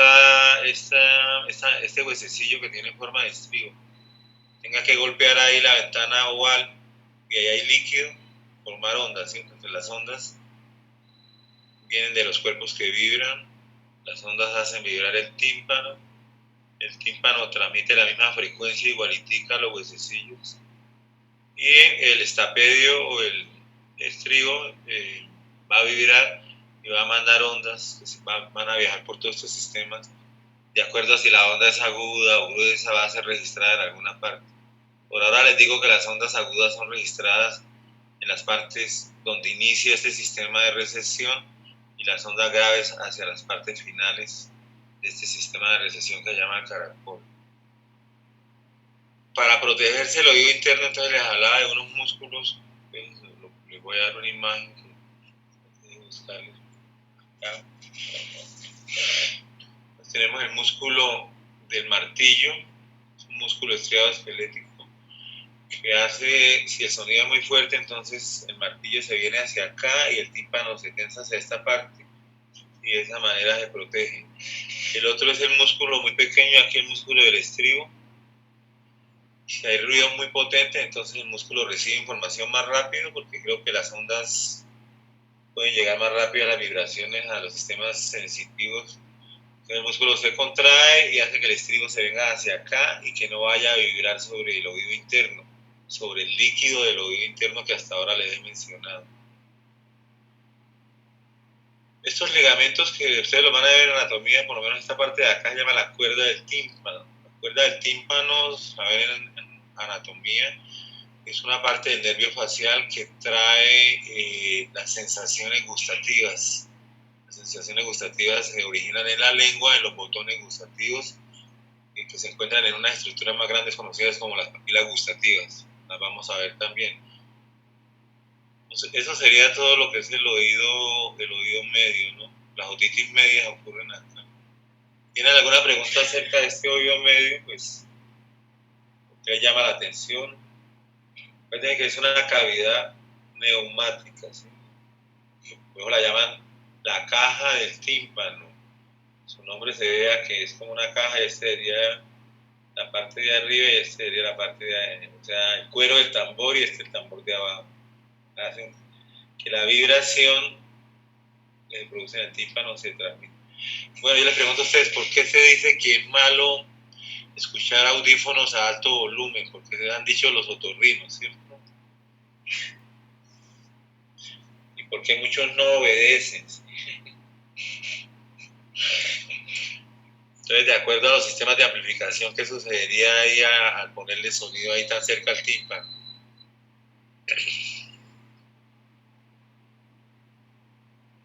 Pues él va a tratar el músculo del martillo va a tratar pues, retraer hacia el tímpano para lograr protegerse, y usted con los audífonos ahí no ayuda porque siempre va a estar mandándole, entonces lo va a deteriorar, aunque él se proteja, lo va a deteriorar. Lo llama por fatiga por agotamiento continuo, ¿cierto? O sea, nosotros, eso lo utilizan todos los órganos, los sistemas y los sistemas de células. Por lo menos usted ve, cuando yo les hablaba a ustedes de los fibroblastos y los fibrocitos, uno de los fibrocitos de pronto están descansando un tiempo, están como invernando, y luego los otros que están trabajando continuamente pasan a descansar y los otros despiertan y siguen haciendo el trabajo. Esos mecanismos pueden funcionar en el organismo, o sea que haya relevos, si eso sucede ahí, por lo menos un músculo constantemente, o usted estar sometido por lo menos a un ambiente donde hay bastante ruido todo el día, así, porque es una fábrica, usted va a terminar con ese cansancio ahí, y no solamente ahí, sino con daños en las células receptoras que también se cansan de vibrar continuamente y se van dañando. Lo que pasa es que cuando uno está joven ellas se regeneran, pero también tienen un tiempo de vida determinado que, de acuerdo a lo que haya tenido que regenerarse, ya sea a los años 50, 55 años, usted empieza a perder dramáticamente el órgano de la audición por daño en esa parte, ¿sí? Pero acá, digamos, más que todo estamos hablando de la parte transmisora. Y acá igualmente, esos ruidos fuertes entonces mantienen tenso el músculo del estribo y causan problemas acá. A veces hay artritis y estos músculos se pegan. Estos huesos son como el corriente. Tiene hueso compacto, hueso esponjoso, articulaciones sinoviales, ligamentos, ¿sí? Son muy curiosos porque estos tres pues, podría tener usted en una falange de su, ¿sí? Una sola falange de su mano. Bueno, ahora vamos a mirar hacia, ¿sí? Las partes más internas. El otoscopio solo se sirve para examinar hasta el tímpano. Entonces no vamos a ver, o sea, el oído externo y el pabellón auricular. El oído externo, el meato auditivo externo, el tímpano, el oído medio, solo sirven para llevar las vibraciones al verdadero órgano del oído, que es el oído interno, que es esto que vemos acá, que llama la cóclea. Sin embargo, la cóclea está unida y ya dijimos que hay una continuidad en el líquido interno que tiene con la parte del equilibrio, que son los tres canales semicirculares que van a censar el equilibrio, y una parte donde ellos desembocan que se llama el vestíbulo, ¿cierto? La parte central. Esto se comunica. El oído por eso se comunica con el vestíbulo. Ustedes han visto que a veces le pegan un golpe a un boxeador en la parte del oído y el tipo pierde el equilibrio, ¿sí? Inmediatamente se desploma en esa parte, ¿sí? Porque están comunicados. Entonces vamos a ver el oído interno, ¿cierto? El oído interno. Aquí hay una manera de ver el oído interno, ¿sí? Como ese laberinto que les estaba hablando. Otra imagen, entonces el oído externo, el oído medio con su comunicación a la nasofaringe por la tuba auditiva, los tres huesecillos, los pueden ver ahí. Y se cuenta cómo este estribo se va a comunicar con el oído interno a través de la membrana oval. Esa comunicación no es directa. En ese sitio se adelgaza, hay una membrana muy delgada y el estribo le pega a esa membrana y esa membrana transmite las vibraciones al líquido. Es un sistema muy curioso de traducción porque una onda que viene por el aire, ahora yo por medio de este sistema y por esta amplificación, con la misma vibración logro meterla por el agua, o sea, por el líquido llamado perilinfa. Logro que ese líquido, la onda se meta vive por esa parte. Acordémonos de esta comunicación, la ventana oval. Juan. Profe, ¿pueden presentarse alteraciones en la producción de ese líquido de perilinfa? ¿Y qué efectos tendría así en la audición y en el equilibrio? Hasta ahora yo he dicho que si yo entro por la ventana oval y entro nadando, llego a la perilinfa, ¿cierto? Un líquido. Pero hay otras cosas por dentro, ¿cierto? Ese líquido tiene unas comunicaciones con el espacio subaracnoideo y es semejante al líquido cefalorraquídeo. Es difícil que se tape o que sucedan condiciones, ¿no? Pero si usted sabe que hay muchas sorderas, ¿no? Hay mucha gente que no escucha, entonces a veces es por problemas acá en lo que usted dice, en la perilinfa y en lo otro que vemos, ¿no? Más que en estos problemas, más que esos problemas del oído medio de acá, que son remediables, porque usted puede poner prótesis de cadena de huesecillos, ¿sí? Y se puede poner la cóclea artificial, también se está colocando, ¿no? Entre más rápido se coloque, es mejor, ¿sí? Porque pues, va a estimular más la corteza auditiva y se va a aprender más. ¿Alguna pregunta? Bueno, entonces vamos a ver cómo abordamos, porque es que abordar el oído interno es algo difícil. Cuando uno mira una figura común y corriente, ve lo mismo, oído en el tímpano, el oído medio, y si le llama la atención es que tiene forma como de un caracol que va elevándose. Primer piso, segundo piso, tercer piso, entonces se llama, da 2 vueltas y 3 cuartos. Pero usted lo puede agarrar de aquí y desenrollarlo y va a obtener una cosa larga, ¿cierto? Haga de cuenta de acá hasta acá, todo igualito. Eso no se puede porque usted en el hueso no puede meter algo tan largo. Entonces, como a lo que hace es lo enrolla, ¿cierto? Primer piso, segundo piso. Esa es la parte auditiva, se llama el caracol. Y la parte vestibular es allá que la vimos, que son los canales semicirculares y esta parte de acá. Entonces vamos a ver este esquema para que ustedes vean, ¿no? Eso que están viendo ahí es el oído interno. Es la parte ósea, o sea que lo que estamos viendo ahí es como un molde. Y esto fue unos trabajos que se hicieron en los años 30 para comprobar cómo estaba formado esto. Esta figura que vemos aquí no existe en la realidad, no es que usted vaya a encontrar esto, cuando usted entre vaya a encontrar esto. Esto es un molde. Pero sirve para estudiar lo que nosotros queremos ver. Entonces, esto se llama el oído interno, ¿no? Se llama el laberinto óseo. Toda la figura. Está compuesta por las siguientes partes. Los canales semicirculares óseos. Estos canales están distribuidos en los 3 planos del espacio y están llenos por dentro de líquido, pero no de líquido, dejémoslo hasta ahí, ¿cierto? Porque es que hay una estructura dentro de ellos. Estos son los canales semicirculares óseos. ¿Qué llama la atención? Que tienen una parte que se dilata que llaman ampollas. Entonces, cada uno tiene ampollas en esos canales semicirculares óseos. Esos canales desembocan a esta parte central que se llama el vestíbulo. Y el vestíbulo sigue acá y en esta parte, como la cola se enrolla, se llama la cóclea. Yo podría decir que esto que estoy viendo aquí, como es un molde, es un estuche de un instrumento musical. Entonces yo lo abro por la mitad y el instrumento musical tiene la misma forma. Entonces vamos a ver cómo quedaría, ¿cierto? Si le hago un corte a todo eso. ¿Sí? Si yo le hago un corte, entonces veo que la parte ósea acá y aparece una parte azul que encaja sobre ese molde. Entonces vamos a hacer un ejemplo. Supongamos que yo, esa parte azul, que ya pues como que la habíamos visto, que yo les había explicado en la endolimfa, ¿sí? Sí, esa parte azul que usted ve, usted llega, la coge y la saca de ahí, la saca, ¿sí? Entonces, ¿qué queda ahí?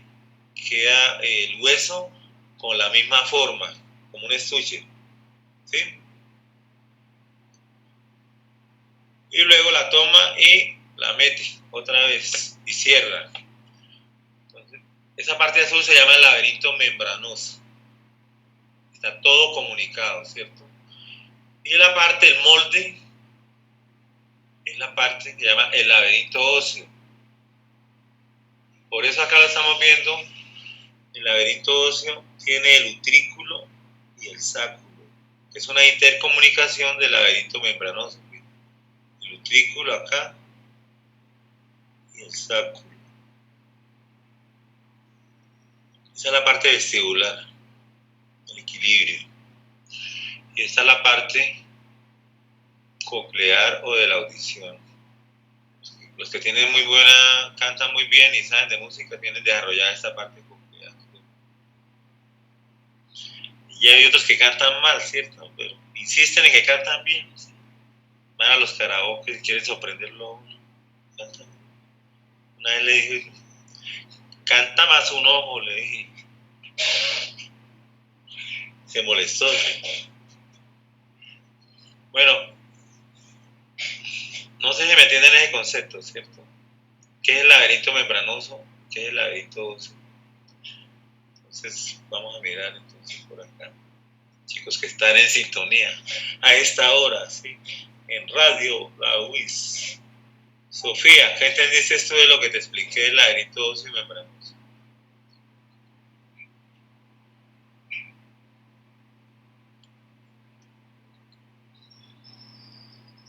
Julián David, ¿qué dices tú de esa figura?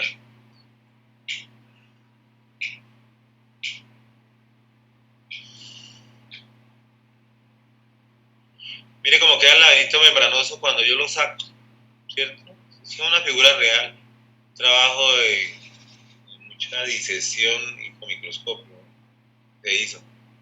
Entonces, ahí vemos los canales semicirculares, el utrículo, el sáculo y la parte vestibular. Miguel Ángel, ¿qué me dices? Profe, ¿este no sería el óseo? Es que no, o creo que no estoy entendiendo bien la forma. Sí, es que eso siempre toca ponerle bastante cuidado porque es difícil de entender. O sea, aquí tenemos esto se llama laberinto óseo porque este es hueso, ¿cierto? Pero dentro del hueso va un tubo metido azul, ¿cierto? O sea, dentro del hueso va el laberinto membranoso, que él tiene el mismo molde, pero está metido dentro de eso, ¿cierto? Entonces el corte lo muestra. Cuidado, es un corte lo que yo voy a ver ahí. Esto que estoy viendo es una figura tridimensional, ¿cierto? Si yo miro el corte, ¿sí? Entonces miro lo que hay por dentro, ¿sí? Hay una estructura que está hecha de epitelio plano simple, que es como una pared muy delgada, que por dentro tiene un líquido llamado endolinfa. Es una estructura tridimensional que se llama el laberinto membranoso, ¿sí? Todo lo azul. Entonces tiene 3 canales semicirculares membranosos, igual que el óseo, ¿cierto?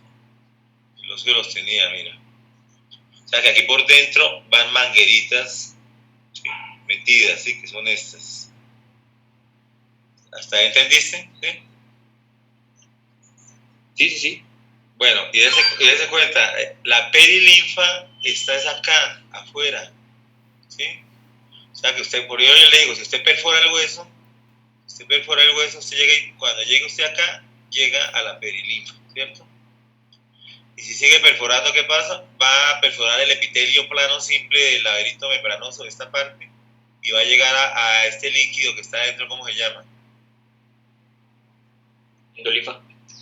Endolinfa, ¿cierto? Y entonces eso no tiene sentido. Yo no puedo mezclar la endolinfa con la perilinfa. Si ustedes se dan cuenta, es un sistema totalmente cerrado, mira. Inclusive aquí estos canales tan pequeños, ¿sí? Está totalmente cerrado. Por eso le hablaba del laberinto, ¿cierto? Aquí ya no, yo no puedo salir para ningún lado, me toca devolverme, ¿sí? Miguel Ángel. Profe, eso me lleva a preguntarme, ¿la composición de la perilinfa y endolinfa es muy diferente entre sí? Sí, Miguel Ángel, es una pregunta muy buena porque se puede pasar a uno. La perilinfa es semejante al líquido cefalorraquídeo, ¿sí? Y la endolinfa es semejante al líquido intracelular. Cuando yo digo semejante al líquido intracelular, ¿cómo sería entonces en iones? Con mucho potasio y poco sodio. Exactamente. Y eso es una rareza en la naturaleza, que un líquido que esté fuera de las células sea rico en sodio y en potasio, ¿verdad? Y eso lo vemos en la endolinfa. Y eso se fundamenta precisamente que si es rico en potasio y va a ser ideal para la audición, para sensar el equilibrio, etcétera. María Paula. Profe, ¿quién drena la endolinfa y la perilinfa? ¿Y Sí, cómo?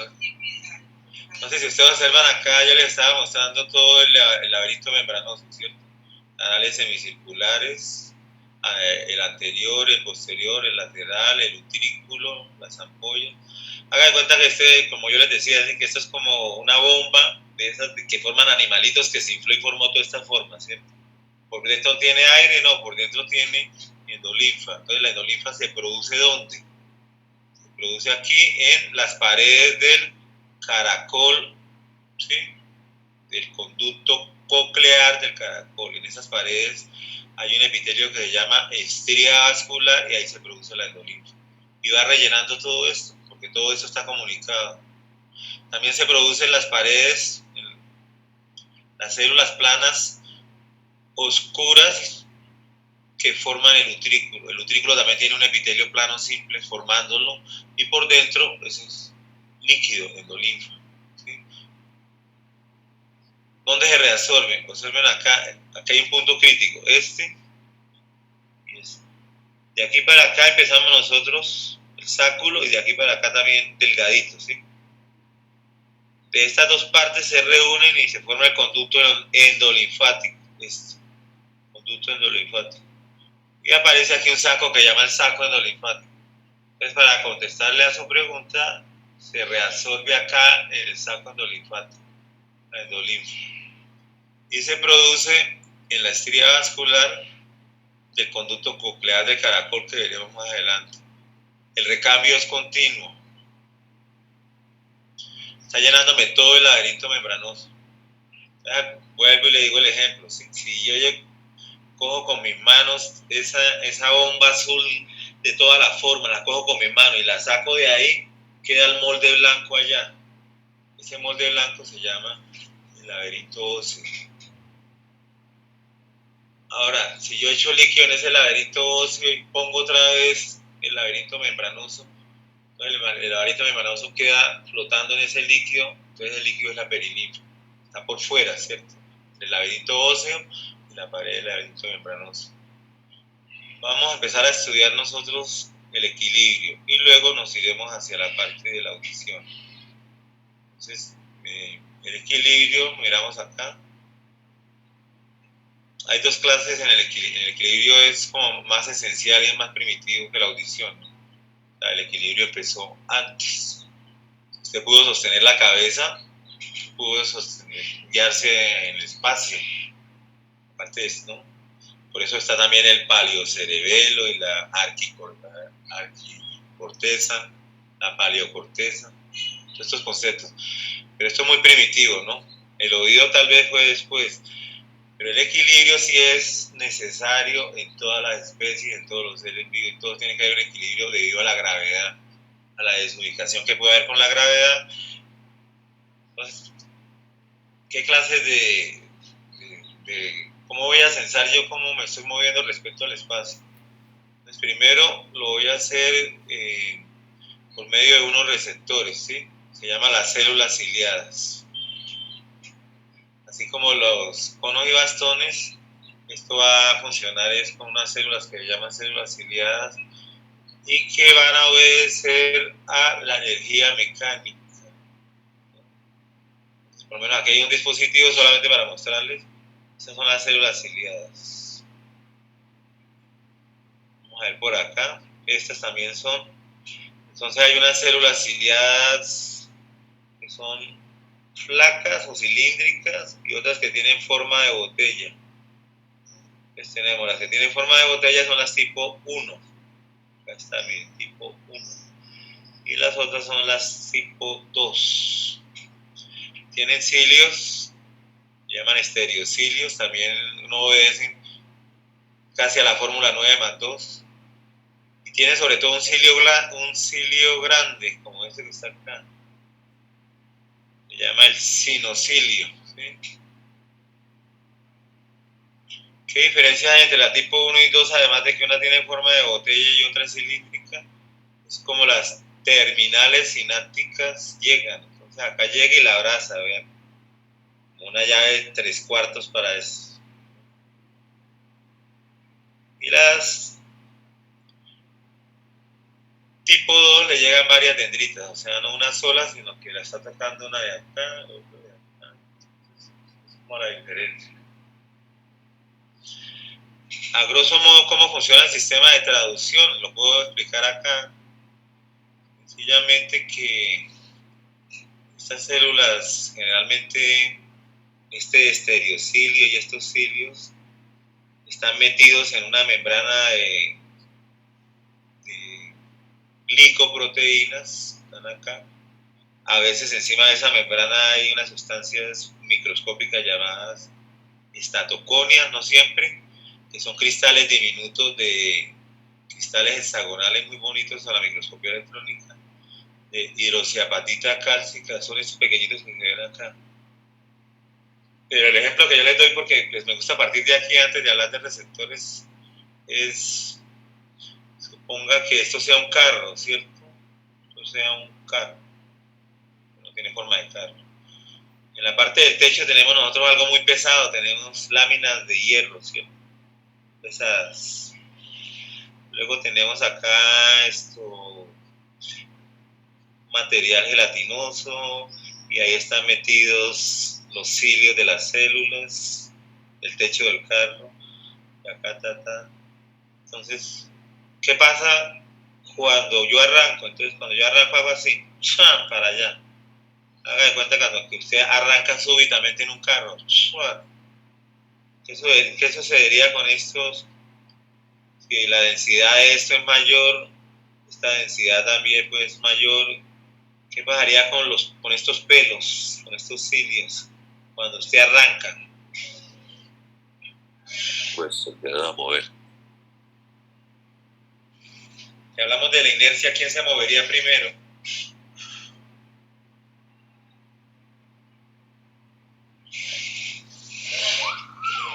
Bueno, pues haga de cuenta usted que usted arranca en un carro. Cuando usted arranca en un carro, ¿para dónde se va? ¿Para adelante o para atrás?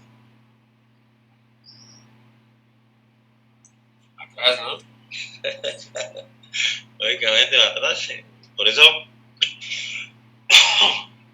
eso le pusieron a los carros atrás al chofer la cosa de la cabeza, ¿entiendes? También los puestos de atrás la deben llevar, pero los de adelante más. Porque si arranca súbitamente y no tiene ese protector, ¿qué pasaría con la cabeza? Podría ser muy rápido. Se puede lesionar. ¿Por qué se podría lesionar? ¿Han sabido de alguien que se haya lesionado alguna vez así? El efecto del látigo, ¿no? Puede quedar cuadripléjico, ¿cierto? Eso es obligatorio y le puede suceder a uno, sobre todo cuando tenga que arrancar, un susto, cualquier cosa. Pero eso demuestra esto. En un caso como estos, ¿para dónde irían los cilios? Para atrás, ¿cierto? Cuando sucede ese fenómeno. Y al irse para atrás se abren los canales de potasio. Aquí en el oído no son los canales de sodio, son los canales de potasio, como los conos de bastones. Cuando se abren los canales de potasio aumentan las cargas positivas dentro de las células receptoras, también se llaman células ciliadas, y se genera entonces un potencial de acción, ¿sí? Acá cuando tocan las dendritas. La pregunta es, ¿estas células son neuronas? ¿Sí o no? ¿Quiénes dicen sí y quiénes dicen no? No. No. 92% dicen no. Pues la tecnología está más avanzada, ¿sí? No, la mayoría. ¿No son neuronas? ¿Los conos y bastones son neuronas? No. Entonces, No, Entonces ahí sí puede haber una sinapsis entre un cono y un bastón y la neurona bipolar que es la que la toca. O sea, puede haber una sinapsis entre un receptor y una dendrita. O eso sería otra cosa. Entonces, pregúntele al doctor Conde, ¿sí? Nuevo programa de televisión. Ahora, ¿qué pasaría cuando ya se establece un movimiento uniforme con el cilio? ¿Ya no se mueve? Ya no se mueve, entonces vuelve a su posición inicial, ¿no? Y si tiene una estrellada, ¿qué le pasa al cilio? Pues se movería muy bruscamente. ¿Pero hacia dónde? Hacia adelante, porque pues no sería yo, ¿no? Hacia el otro lado, ¿entiende? Hacia el otro lado. Entonces, eso genera también un potencial que está comunicado que le dice a usted que si paró con respecto a la gravedad o se arrancó. Pero ya después de que el movimiento se vuelve uniforme, entonces usted no siente nada, como cuando usted me acuerda cuando uno va para la costa, así que uno va solito cuando estaba, ¿no? Y uno por allá en esa recta San Martín o San Alberto o Huachica, que son 40 kilómetros de puro pavimento de Odebrecht lo hizo, pero lo hizo muy bien, ¿cierto? Eso en el carrito apenas hace a 160, así, no quiere ir muy concentrado, ¿no? Uno sabe por dónde debe correr, muchachos, ¿no? Acá entonces este principio se utiliza igualmente en las células ciliadas. ¿Por qué se llaman mecanorreceptores? A ver, ¿quién me puede explicar? De acuerdo a los tipos de energía, ¿sí?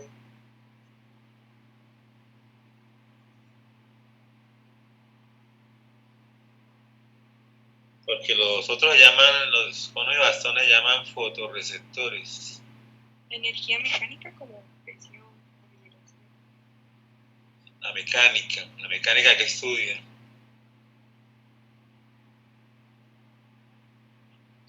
El movimiento, ¿cierto? A grosso modo, ¿no? Entonces la mecánica tiene todo lo que tiene que ver. Aquí, ¿qué es lo que causa movimiento acá? Ondas mecánicas. La aceleración. No, si usted tiene esto, es que usted empezó a caminar, usted es que empezó a caminar, ¿cierto? O empezó a girar. Entonces, en el momento en que usted empezó a caminar, ¿qué pasó? Pues los cilios fueron para este lado y le están avisando a su conciencia por medio de un potencial de acción que usted empezó a caminar o que se está moviendo para tal lado, ¿sí? O sea, que el sistema ya está hecho y de acuerdo a como nosotros nos movamos, va a funcionar este sistema, ¿sí? Entonces, vamos a dejar ahí pero avancemos un poquito más, ¿no? Para no demorarnos tanto en la otra. Entonces vamos a ir por la parte del equilibrio primero. ¿Sí?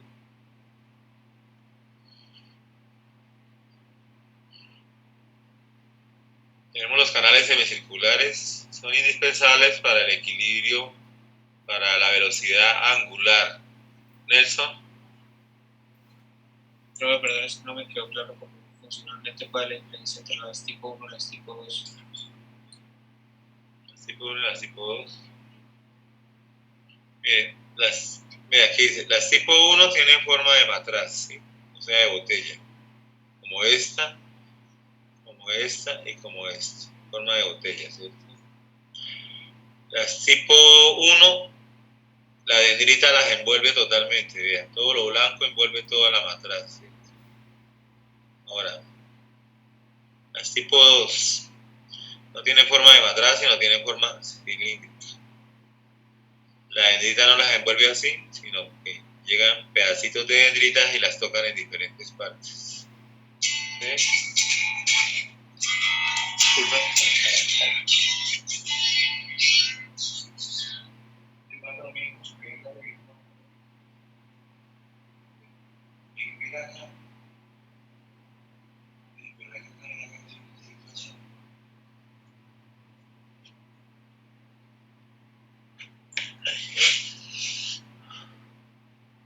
¿Te quedaron claras las diferencias? Además quiero decirte que hay unas células de sostén que ayudan a esas células, a esos receptores. Se llaman células sustentaculares, están siempre ahí al lado de ellas, dándole soporte metabólico y nutricional y estructural igualmente. Y hacia la parte de abajo hay unas células basales que van reemplazando las otras, van reemplazando constantemente las otras. Cada vez que hay ruidos estridentes se pueden dañar los cilios, ruidos muy fuertes, pero los cilios se recuperan y uno vuelve a recuperar la audición. Si sigue sometido a ruidos más fuertes, igualmente se van dañando. Pero ustedes saben que nosotros tenemos una cosa en nuestros genes que se llama el telómero. ¿Quién se acuerda del telómero? ¿Me puede hacer un comentario? A ver.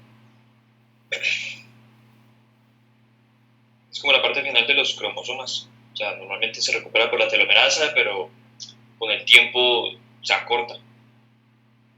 ¿Quién podría determinar eso? Ese acortamiento. La edad. Los días de vida que le quedan. Cuando se acaba el telómero se acaba, ¿no? Según ese telómero se puede saber. La vida biológica, ¿no? Depende de muchos factores genéticos, ambientales, nutricionales, ¿sí? Costumbres. Por lo menos si uno hace ejercicio durante toda su vida se va a sentir mejor en los años dorados. Muchas personas se van a sentir con menos energía, ¿no? Este sistema generalmente es para el equilibrio, para el oído no funciona así. Entonces vamos a empezar a mirar en los conductos semicirculares, cómo funciona el sistema, ¿cierto? Entonces, los conductos semicirculares están en los 3 planos del espacio. Sería como usted estar ahí en la habitación, en su casa, en la habitación, y ver 3 planos. Dice, se va a hacer sobre esos 3 planos. Entonces dice, me voy a hacer sobre esta pared lateral de acá. Entonces se para sobre la pared lateral. Dice, ¿de cuántas formas puedo girar yo? Sí, parado sobre esa pared. Usted está aquí paradito, ¿cierto? Puedo girar para allá o para acá. Entonces, este conducto semicircular me va a censar movimientos hacia allá o hacia acá. Este que está acá, que está en una disposición totalmente diferente, está sobre el piso, podríamos decir, sobre el eje del piso.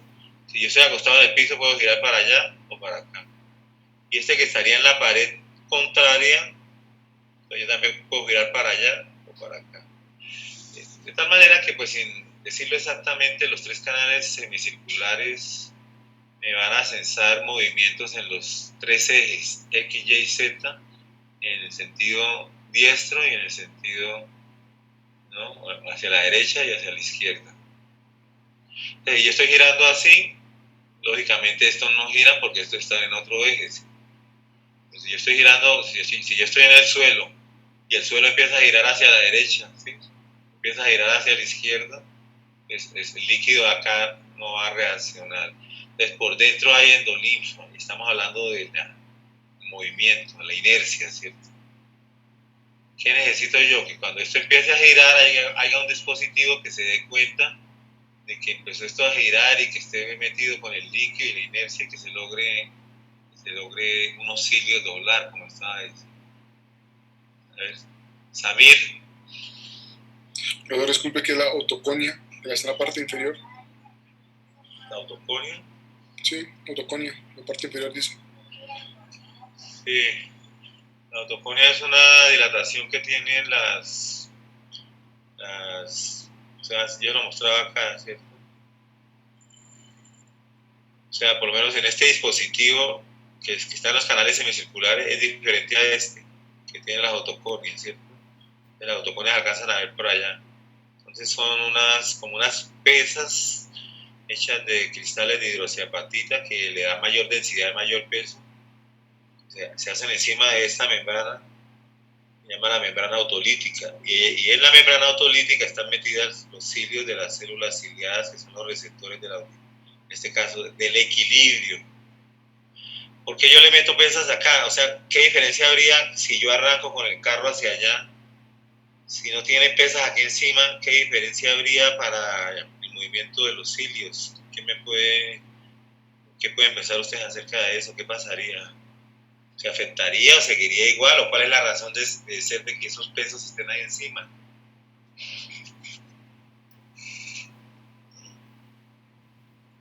Si yo arranco... De pronto será que para que no cualquier movimiento los active. Primero eso. Y segundo, porque tenemos que darle peso a esa membrana autolítica que está abajo, tenemos que darle mucho peso para que pueda deformar aquí. O sea que la membrana se tiene que deformar bastante porque las otoconias la arrastran, ¿cierto? Y al deformarse la membrana, los cilios se doblan y el potasio entra. Bueno, jóvenes, entonces me despido. Quedamos acá, tenemos 2 horas mañana, creo que de 2 a 4. Tenemos las otras 2 horas de lo que falta de oído, de olfato y de gusto, ¿no? Entonces por eso no me apresuré con la clase de oído. Entonces que tengan un buen día, que Dios me los bendiga y que sigan estudiando fuertemente. Bye bye. Gracias, profe. Amén, gracias. Hasta luego. Chao, profe, muchas gracias. Espero que les haya gustado la clase. Chao, chao.